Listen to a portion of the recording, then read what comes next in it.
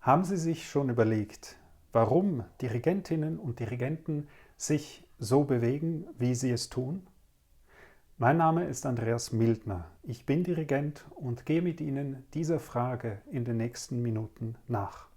Unser Beispiel ist der zweite langsame Satz der zweiten Symphonie von Johannes Brahms, der von 1833 bis 1897 gelebt hat. Wir schauen uns daraus 3 Stellen an: Anfang, Mitte und Ende.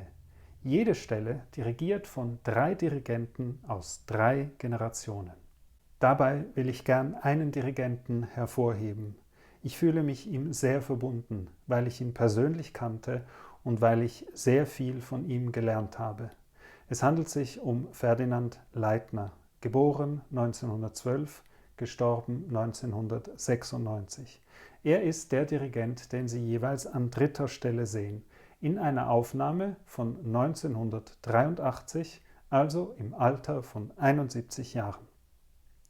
Die beiden anderen Dirigenten sind jeweils an 1. Stelle ein Kollege mit Jahrgang 1983 in einer Aufnahme von 2017, also mit 34, jeweils an 2. Stelle ein Kollege mit Jahrgang 1933 in einer Aufnahme von 1992, also mit 58.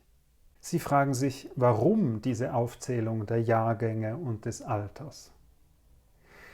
Meisterwerke wie die zweite Sinfonie von Brahms erzählen uns vom Leben, so dass wir uns darin wiedererkennen und uns berührt fühlen.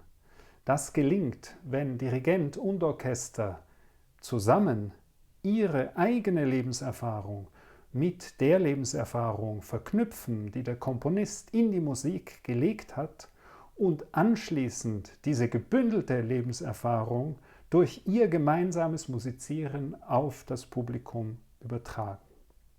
Übrigens, alle Musikbeispiele mit den Namen der Dirigenten und der Orchester finden Sie auf einer YouTube-Playlist unter meinem Namen. Zurück zu unserer Frage nach den Bewegungen beim Dirigieren. Ein Dirigent sollte zunächst mit den Armen, den Händen und dem Taktstock als Verlängerung von Arm und Hand Folgendes zeigen können: Das Tempo, das heißt die Geschwindigkeit, den Takt, das heißt wie zwischen 2 Taktstrichen gezählt wird, die Lautstärke und die Tonlängen. Weiter sollte er die Einsätze der Instrumente zeigen können, doch reicht dafür oft schon ein Blick. Das sind die Grundlagen.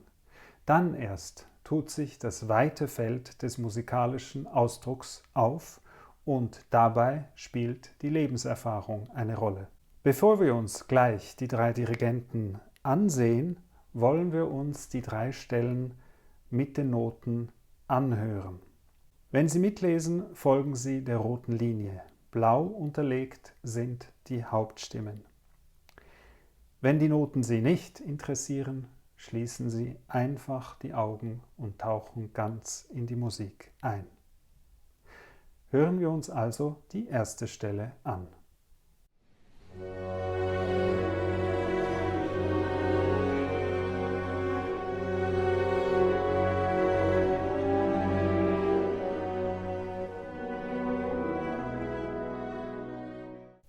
Was ist hier für den Dirigenten zu tun?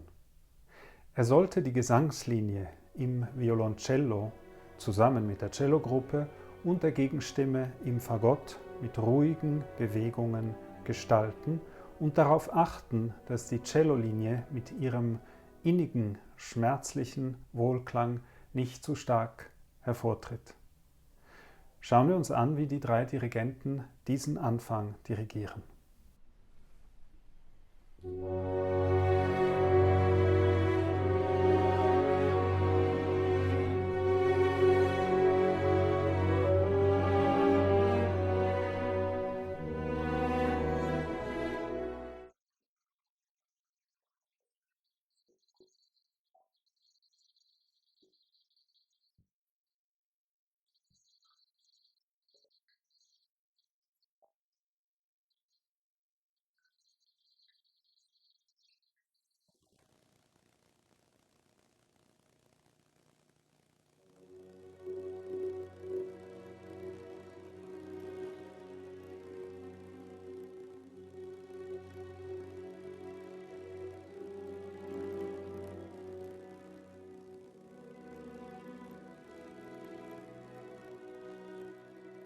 Leider ist der Ton bei den Ausschnitten mit Ferdinand Leitner, aber auch bei dem jeweils an zweiter Stelle gezeigten Kollegen mangelhaft.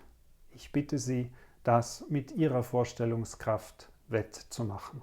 Wir kommen zum zweiten Ausschnitt, den wir uns wiederum vorweg mit den Noten anhören.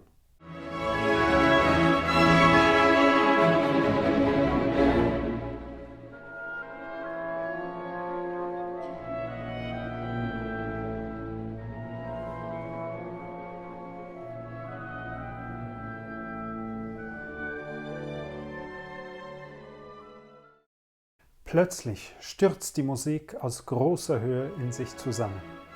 Nach dem Absturz hören wir leise in Posaune, Fagott, Tuba und Kontrabass abwechselnd tiefe, düstere Dreitonfolgen und hohe, verlorene Gegentonfolgen in den Holzbläsern.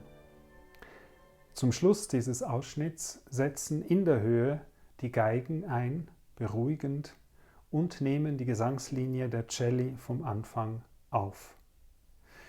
Dieses rhythmische, klangliche und gefühlsmäßige Wechselbad ist anspruchsvoll. Deshalb braucht es vom Dirigenten klare, verständliche Bewegungen. Schauen wir uns an, wie die drei Dirigenten diesen Ausschnitt dirigieren.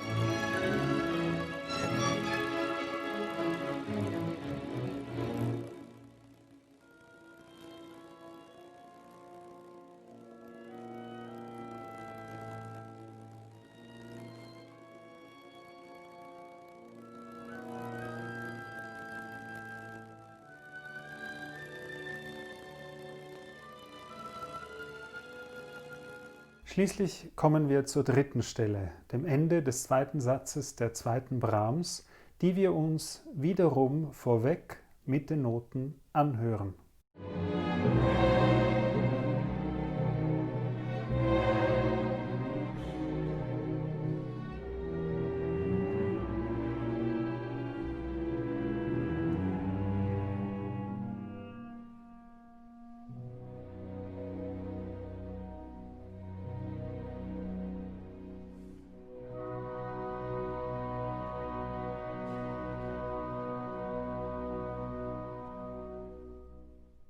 Wir hören schmerzlich aufgeladene Betonungen, Sforzati, in den Streichern. Die ersten Geigen führen, die Celli spielen eine Gegenstimme, die Pauke untermalt rhythmisch.